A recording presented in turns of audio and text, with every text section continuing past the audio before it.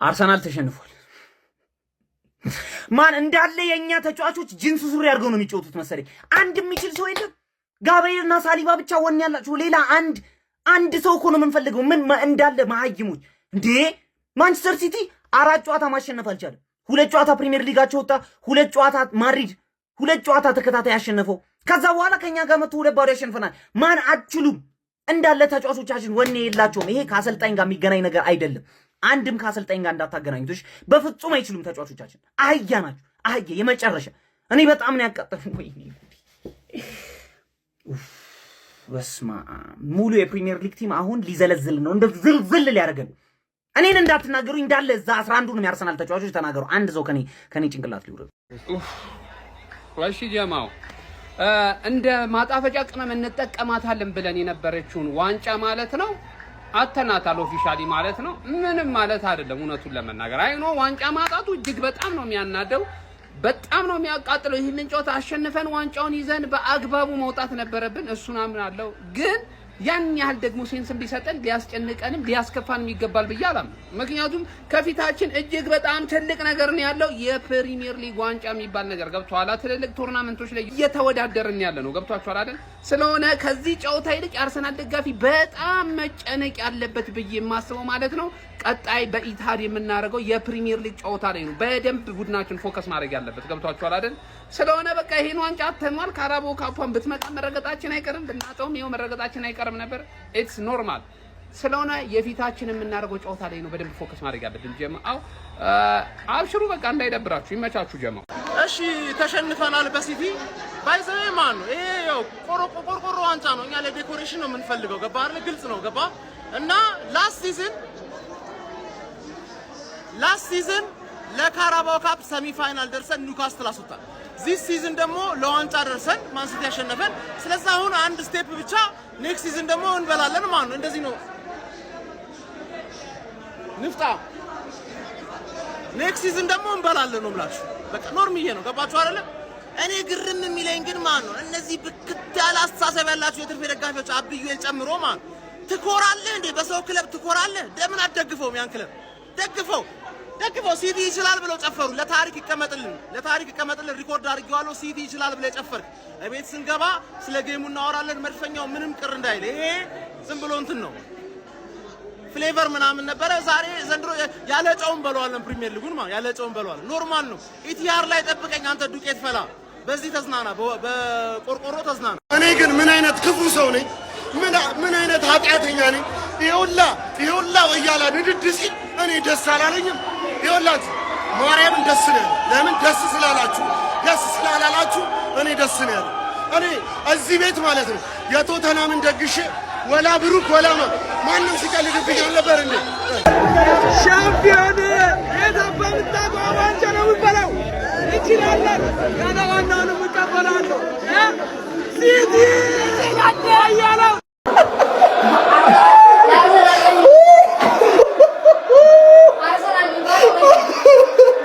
እኔ ደስ ብሎኛል። እርሶስ ደስ አላለዎትም? እኔ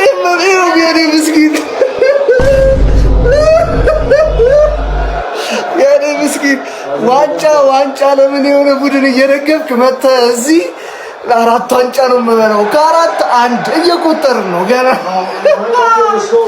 ቋጠሮድን ማንቸስተራዊነት ይለምልም። ሲጀመር ካራባው የኢሉሚናቲ ነው ጋይስ፣ ምንም እንዳይደብራችሁ። እኛ ሲቲን እኛ ራሳችን እንበቀለላችኋለን። ኤፍ ኤ ካፕ ላይ 2 ባዶ ነው አይደል? ብቅል እናደርግላችኋለን።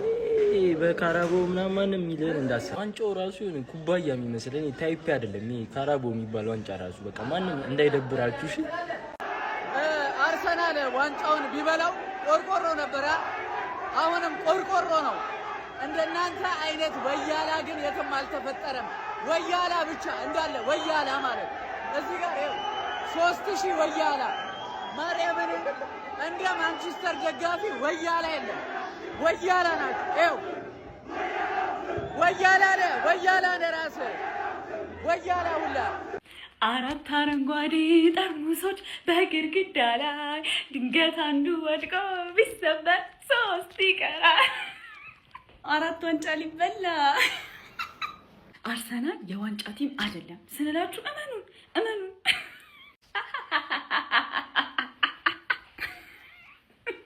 እኔ ግን አሁን ማለት ነው አቅም አጣሁ ሆድ ባሰኝ ምናምን ብዬ ቪዲዮ ብሰራ ግን የሚፈርድብኝ ሰው አለ። ምንም እኔ በቃ ግራ ገብቶኛል። እንዴት ነው ቲክቶክ የምንገባው? ነገ እንዴት ነው ኳስ ውጪ የምንወጣው? እንዴት ነው ሸገር አልመጣም እንዳትጠብቁኝ። ብቻ እኔ በቃ ቻው፣ ደህና ደሩ። ቢግ ላቭ ኤንድ ቢግ ሪስፔክት።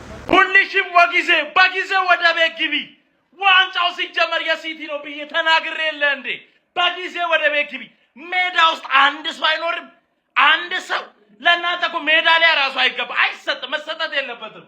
ውይ ሲቲ ውይ የኔ አባት እደለ ይወጥ ወይኔ አረ ወያላ ምንድን ነው? እሺ አሁን ምን ልትበሉ ነው? እሺ ምን ልትበሉ ነው? አሁንም ምድረ እኔ እኮ ኳስ በአዘጋጅተህ ባዘጋጀው ኳስ ተዋርደ ይርክሻውን 2-2 ስጠት ያለ ምንም ጨዋታ። ኧረ በስመ አብ ይከብዳል ማለት ነው። ሼር አድርጉላ።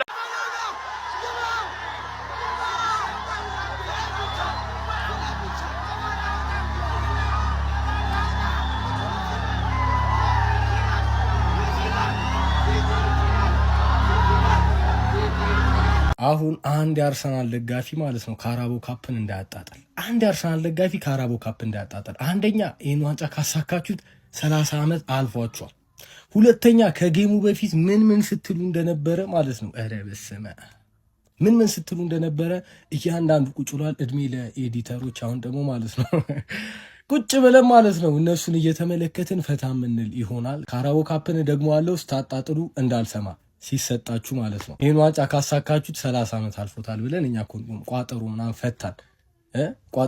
ኧረ 30 ዓመት አልፎናል ይህን ዋንጫ እንኳን እንብላ ምናምን። አፒታይዘር ትበሉ አይደል እንዴ? አፒታይዘር ለማንኛውም ግን ቸርኪ እኛንም መድኃኒቱ እግዚአብሔር ምን አይነት ትቢት። እኔ በጣም ያናድደኝ ሰው ፐርፐዝሊ ዲስአፖይንት ለማድረግ ነው ኳስ ያንቀረቅብ። ቤን ዋይት ትክክለኛ ስራ ነው የሰራው፣ ትክክለኛ ስራ ማለት ነው። ቀልጥሞ እንደው 1 ዓመት ምናምን ቢጎዳዋል። እኔ እንደዚህ የተጫዋች በጣም ነው ያስጠላኝ። እጅግ የሚያሳዝን ነው። አርሰናል ዘንድሮም የዋንጫ ጥማቱን ማርካት አልቻለም። እንግዲህ በዛሬው ዕለት እንደምትመለከቱት ከሲቲ ጋር ተጫውቶ ሲቲ አሸንፎት እንግዲህ አርሰናል እንደዚሁ በዋንጫ እንደተጠማ አስቀርቶታል። ቢስሚላህ ለ4 ዋንጫ ሲጫወት የነበረው የሚኬል አርቴታው አርሰናል በፔፕ ጋርዲዮላ ማንቸስተር ሲቲ በካራባው ካፕ ፍጻሜ 2-0 ተሸንፎ አንደኛው ዋንጫ ተቀንሶበታል ማለት ነው። እኔ ለ20 ምናምን ዓመት ለ33 ዓመት ዋንጫ ያላነሳው አርሰናል ነው ሲቲ ነው። እንደዚህ አይነት ከስንት ጊዜ አንዴ እድል የተገኘን እድል ተፋልሞ ዋንጫ እንደመውሰድ ወደኋላ ማፈግፈግ፣ ከዛ የሆነ አጋጣሚ ሲያገኝ በካውንተር ምናምን ለማስቆጠር ማሰብ። በዚህ ልክ ፔፕ እኮ ነው ምንም ዋንጫ አንስቶ የማያውቀው እኮ የሚመስለው። እና የፔፕ ልጆች ረሃብ ያለባቸው እነሱ ናቸው። እኔ በጣም የሚገርመኝ ወረት በጣም ነው የገረመኝ። ሲቲ በእርግጥ ፐርፎርማንሱ ምናምን የወረደ ነበር ምናምን አይደለ፣ ግን የዓለማችን ምርጥ አሰልጣኝ ነው ያላቸው። ፔፕ ነው የምርጥነት መለኪያው ሚዛን የሆነ ሰው ነው ያላቸው። የሆነ ነገር መፍጠር እንደሚችል ይታወቃል። 2 አግብቶ እኮ 3ኛ ለመደገብ ሲሮጥ የነበረው እኮ እዛ አርሰናል ግን 3ኛ እንዳይገባበት ሲከላከል ነበር። ለአጥቃስ ቢል እንዴት ያጠቃል? የሚገባው ቶሳርዶ ወጥቶ ማርቲኔሊ ነው። ያው ነው እነሱም በዜግነት ነው የሚለያዩት። ምኑ ነው አሁን እስቲ እንደው በቃ የቱ ነው ረሃብ የሚታይባቸው? እስቲ አንድ ይሄ ነው ደህና ነው የምትሉት እኮ የለ። በምርጥ ብቃት በአስደናቂ ሁኔታ ነው ያሸነፈው ጋርዲዮላ። እስከ ረፍት 1 ኦን ታርጌት አላረግም ነበር። ከረፍት በኋላ አይታችሁታል። ከ7 ደቂቃ በኋላ ነው እንደውም 2 ጎል ከተቆጠረ በኋላ ነው አርሰናል ትንሽ ኳስ ልጫወት ያለው። ትንሽ ደቂቃ ነው ያምተናካ። ኳሱን ደግሞ ካላዘ ጎል እንዴት ያስቆጥራል? አሁን ይሄ ነገር ሂዶ ወደ ፕሪሚየር ሊጉ እንዳይዛመት ነው እንደው የሚያስፈራው። ፕሪሚየር ሊግ ላይ ሁሌም ሲቲን ስለማያገኘው ያው ዋንጫውን ለማንሳት እድላል። ግን ፊት ለፊት ለብቻ ስታገኙ እንደዚህ ነው የሚሆነው። እንደ ቡድን ነው ምርጥ የነበረው አርሰናል። ዛሬ ግን ፈራርሶ ነበር ምንም በቃ በጣም የሚያሳዝን ሁኔታ ነው። እኔ ለዚህ ነው የአርሰናል ደጋፊ ብዙ በቃ መጠበቅ አያስፈልግም ብዬ የማስበው። ምክንያቱም ስትጠብቁት አርሰናል እታች ታገኙታላችሁ። መቼም የሚሸንፍ አይመስልም ሲሸንፍ ደግሞ መቼም የሚያሸንፍ አይመስልም እና ይዋሻችኋል። አጉል ተስፋ ማድረግ አይጠበቅም። ግን ፔፕ ጋርዲዮላ ይገባዋል። በቃ በሚያሳምን ሁኔታ ነው አርሰናልን ያሸነፈው። ያው ለሱ ምንም ዝም ብሎ ቁጥር መደርደሪያ መሙሊያ ነው እንጂ ይሄ የሱን ምርጥነት አይጨምርም አይቀንስም፣ በቃ ይታወቃልና ይሄ ከሱ ብላ ከሲቲ በላይ አንገብጋቢው ለአርሰናልና ለአርሰናል ተጫዋቹ ነበር የሚያስፈልገው፣ ግን ሳይሳካ ቀርቷል። አሁን 3 ቀርቷል። ለማንኛውም እስቲ በጨዋታው ላይ የሚሰማችሁ ነው ኮሜንት ላይ አስቀምጡ። ቪዲዮ ከተመቻችሁ ኮፒ ሊንክ፣ ሪፖስት፣ ላይክ ማድረግ እንዳይረሳ። ቴንክ ዩ። ፋኔ መተህ የሲቲ ደጋፊ እንዳይመስልሽ ሲያቃባጭ በሙላ ነው እንዳይደበረ መጥፈል ነው። ይሄ ትንሽ ዋንጫ ነው። ተዘጋጁ ለዋና ዋንጫዎች። ምንም አይደበረኝም። ሳይካን የበላችን ግን ማንቸስተር ሲቲ የካራባኦ ካፕ ዋንጫን ከመድፈኞቹ አርሰናሎች 2-0 በማሸነፍ በመንጠቅ ሻምፒዮን መሆኑን ማረጋገጥ ችሏል። ወይም በላይ የተከናወነው የፍጻሜ ጨዋታ በማንቸስተር ሲቲ 2-0 አሸናፊነት ተጠናቋል። በዚህ ጨዋታ ላይ ኦሬሊ ኤርሊንግ ብሮት ሃላንድን ሆኖ ነበረ ማምሸት የቻለው። ከሁለተኛው አጋማሽ በኋላ 60ኛውና 64ኛው ደቂቃ ላይ ክሮስ የተደረጉ ኳሶችን ነበር ማስቆጠር የቻለው። 60ኛው ደቂቃ ላይ የመጀመሪያውን ጎል ሲያስቆጥር የኬፓንም ስህተት ተመልክተንበት ነበረ። ነገር ግን ማንቸስተር ሲቲዎች ሰከንድ ሃፍ ላሳዩት ፐርፎርማንስ ውጤት አይገባቸውም ማለት በጣም የሚቸግር ይመስለኛል። ጎል እስኪያስቆጥሩ ድረስ በጣም የበላይነቱን ወስደው ነበር ጌሙ ሲጫወቱ የነበረው። ከዛ በኋላ ሞር ደቂቃውን መግደል ነበር ተያይዞ የነበረው። እነ ቼልሲ ኳሱን ይዘው ትሪኮችን ሲያሳዩ ነበረ።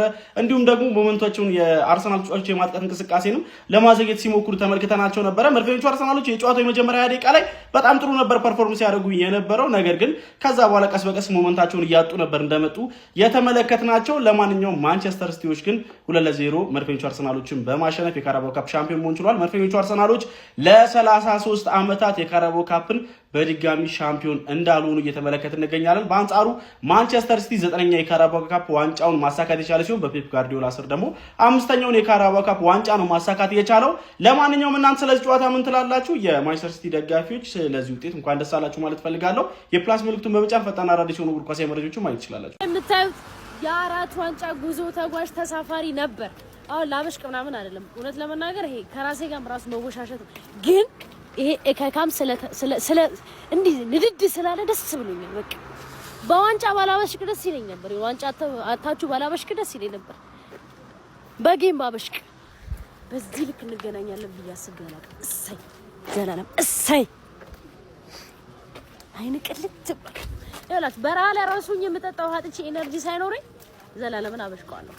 ኦኬ አንተም ስለማትሆን መደዴ ወይ 4 የተለያዩ ዋንጫዎች በግድግዳ ላይ ድንገት አንዱ ወድቆ ቢሰበር 3 ይቀራል። እብድ ያገግማል እንጂ አይድንም። ጀመው ያገግማል እንጂ እንደተለመደው አዲስ ነገር አለ እንዴ? ወያላ እንዳይደብር እውነት እንዳይደብር ይቅርብን ማለት ቋጠሮ ከኔ ጋር ማንም እንዳይወዳደር አንድ አዳራሽ ቋጠሮ ብቻ በሁለት ፍሬን የተቋቋምኩት ስለሚቻል በለው እንግዲህ እንደለመድሽው በፕሪሚየር ሊጉ የሚያሳየን አለገና የፕሪሚየር ሊጉም አለገና ብለናል። ይመችሽ በለው። ማንቸስተር ሲቲ የካራባኦ ካፕ ዋንጫን አንስተዋል። ኮንግራ ሲቲዝን ምን አይነቱን ማንቸስተር ሲቲን የተመለከተው እናንተ? አረ ሲቲ እኔ ከምር ነው የምላችሁ የነ ፌርናንዲኒዮ ፖዚሽናቸው እንዴት ነው የሚያምሩት። በተለይ ሰከንድ ሃፍ ጎሉን እስኪያስቆጥሩ ድረስ ማንቸስተር ሲቲ ጎሉን እስከሚያስቆጥር የተጫወተው እግር ኳስ ጭራሽ ከኳሱ ወጥቶ ማለት ነው። ሪያን ቸርኪን ተመልከቱት። ስቲባ ሲጫወት ነበር። አለማድነቅ ግን እሱንም አይቻልም። አረ ሪያን ቸርኪ እንዴት ነው የሚችለው? ሪያን ቸርኪ ዶኩ እንዴት ነው የሚችለው? አረ በስመ አብ ኦሬሊ ይመቸው። ይችላል ተጫዋች ይችላል። እኔ ግራ ገባኝ። ይሄ ተጫዋች ተከላካይ ነው ወይስ አጥቂ ነው? በስመ አብ ሁለት ጎል እሱ ሲጀመር ወደ ማጥቃቱ ነው የሚያዘነብለው። እውነት ጋርዲዮላ ይሄንን ተጫዋች ወደዛ ነው ማጫወት ያለበት። ከምር ነው የምላችሁ። ግን ሲቲን አለማድነቅ አይቻልም። ሙሉ ቲሙ እጅግ በጣም ልዩ ነበር። በተለይ ያው ሲቲ እንደሚታወቁ ትልልቅ ተከላካዮቻቸው እነ ሩቨን ዲያዝ ብዙ ተከላካዮቻቸው በሌሉበት ነው እንግዲህ ዛሬ አርሰናልን ያሸነፈው። አርሰናል እንግዲህ ዋንጫ አጥቷል ማለት ነው። ሲቲዝኖች ግን ኮንግራ በድንቅ ብቃት ከምር ነው የምላችሁ ችለው ነው ዛሬ ሲቲ ያሸነፉት። ከምር ነው ማለት ከድንቅ ጨዋታ ጋር ዋው ኮንግራ ሲቲዝኖች ይመቻችሁ። ልጅ ቢሮጥ አባቱን አይቀድምም የሚለው ተረት ዛሬ በገሃድ ተመለከትን። መምህሩ ደቀ መዝሙሩን አንበረከከ። የውሃ ሰማዮቹ ግርማ ሞገስ አሁንም በዌምብሌይ ሰማይ ስር ነግሶ አመሸ። የካራባኦ ካፕ የፍጻሜ ፍልሚያ በማንቸስተር ሲቲ አሸናፊነት ተጠናቋል። ሲቲዎች አርሰናልን በታክቲክም በወኔም በልጠው የመጀመሪያው የውድድር ዘመን ዋንጫ በክብር ተቀብለዋል። ዌምብሌይ ዛሬ በውሃ ሰማያዊ ደጋፊዎቹ ጩኸት ተናውጣል። ይህ ድል ተራ ድል አይደለም። መምህሩ ፔፕ ጋርዲዮላ ደቀ መዝሙሩን አርቴታን አሁንም ቢሆን የእግር ኳስ ትምህርት የሰጡበት ታላቅ ምሽት ሆኖ አልፏል። ታዲያ በዚሁ አጋጣሚ እኔን ፎሎ ያላረጋችሁ ካላችሁ ፎሎ በማድረግ ቤተሰብ ሁኑ መልእክቴ ነው። የአርሰናል ደጋፊዎችን ኩምሽሽ ያደረገ ውጤት ዛሬ ተመዝግቧል። በዌምብሌይ በተደረገው የካራባኦ ካፕ የፍጻሜ ጨዋታ አርሰናል በማንቸስተር ሲቲ 2-0 ተሸንፏል። ሁለቱንም ጎሎች ታዲያ ኦሬሊ ያስቆጠረ ሲሆን ከረፍት በኋላ ታዲያ አርሰናል ፍጹም ፍርክስክስ ብሎ ሲቲዎች ደግሞ ፍጹም የበላይ ሆነው ቆይተው 2 ጎሎችን አስቆጥረው የካራባኦ ካፕ ዋንጫቸውንም ወደ ቤታቸው አስገብቷል። ታዲያ አርሰናል ከ4 ዋንጫ አንዱን አጥቷል። ሌሎች 3 ይቀራሉ። እነዛን 3ስ እንዴት ያደርጋቸዋል? ደጋፊዎችን ጭንቀት ውስጥ የከተተ ጉዳይ ሆኗል። የአራዳ ልጆች ፔፕ ጋርዲዮላ ስራውን ሰራው። ፔፕ ጋርዲዮላ አበረረው። ካራባኦ ካፑን ወደ ላይ ከፍ አድርጎ ሳማ። የአራዳ ልጆች ፈርስታፍ ነግሬያችሁ ነበረ። በታክቲክ የተሻለው ቡድን ይህንን ጨዋታ ማሸነፍ ይቻላል ብለን ነበረ። ምንም ጥያቄ የለውም። አባት እያለ ልጅ እዚህ ጋር ምንም ሊሰራ አይችልም። የፔፕ ጋርዲዮላ የታክቲክ ስራ ነው። ያራዳ ልጅ ኦሬሊን እዛ ጋ አንበሳውን ሃላንድ ፊት ለፊት አቅርቦ በጀርባ በጅብ ነከሷቸው። ያራዳ ልጆች በሚገርም ሁኔታ ትልቁን ስራ ሰርተውት ነው የወጡት ማለት ነው። እንደ አንበሳ ተጫውተው የአንበሳውንም ድርሻ ይዘው መውጣት ችለዋል ማለት ነው። ማንቸስተር ሲቲ እና ፔፕ ጋርዲዮላ የሚገባቸውን ዋንጫ ይዘዋል። አርሰናል የአራትዮሽ ዋንጫው ከሽፏል ማለት ነው። የአራዳ ልጆች አሁንም ለ3 ዋንጫ የሚወዳደር ይሆናል ማለት ነው። የፔፕ ጋርዲዮላ ሰራዊት ግን በዛሬው ጨዋታ እጅግ በጣም አስገራሚ ነው። ድንቅ አሰልጣኝ ከድንቅ ተጫዋቾች ጋር ሲገናኙ የሚፈጠረው ይህ ነው። ፔፕ ቀመረ፣ ተጫዋቾቹ ተገበሩት። የካራባኦ ዋንጫም ወደ ማንቸስተር ከተማ አስገቡት። አርቴታ ወርቅ ያለበትን የሳጥን ቁልፍ በጨለማ ውስጥ እንደሚፈልግ አይነት ሲደናበር አምሽቷል። የዋንጫ እርግማንም በአርሰናል ቤት አንድ ብሎ ጀምሯል። መድፈኞቹ ከ32 ዓመታት በኋላ እንደናፈቁት ዋንጫ መጋደል አቅቷቸው ታይተዋል።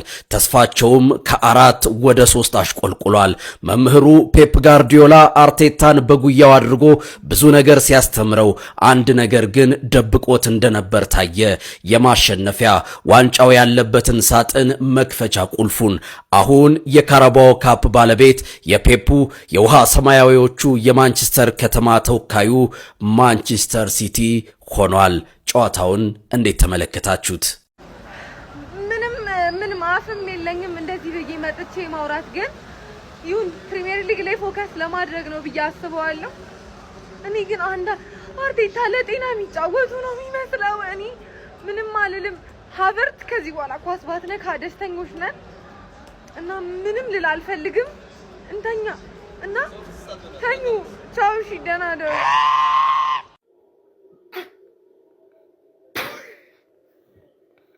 ምን ብለሽ ነበር? ምን ብዬሽ ነበር? አንቺ የዋንጫ መሃን ነሽ፣ ጸረ ዋንጫ ነሽ አላልኩሽም? ይኸው ለጠፈልኝ ማለት ጥጅሽ። አንቺ ዋንጫ ከበላሽ እኛ በህይወት የለንም ማለት ነው። እኛ በህይወት ስቲል እስካለን ድረስ ዋንጫ የሚባል ነገር አታይም። ማን እመልስልሻለሁ። ብላ አልበላ ጾም ነው። ብላ አልበላ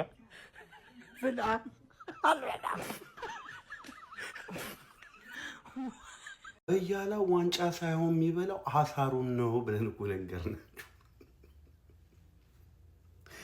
ካራባኦ ካፕ ቻምፒየንስ ሊግ የሆነበት ቲም ቢኖር አርሰናል ነው።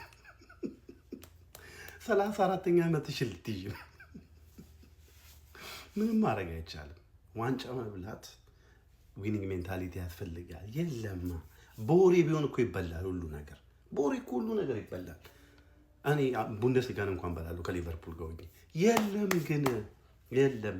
አሁን ደግሞ ቀጣይ ፕሪሚየር ሊጉን ጣልልን ከቻለ በቃ እንዴ ነው የሚያምርብህ አንተ ወያለው። ደግሞ እኮ ኢቨንት አዘጋጅተው ምናምን ኢትዮጵያ ያሉት ማለት ነው።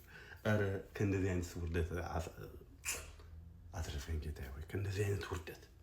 ቻምፒየንስ ሊግ ሆነባችሁ በቃ። ካራባኦ ካፕ ቻምፒየንስ ሊግ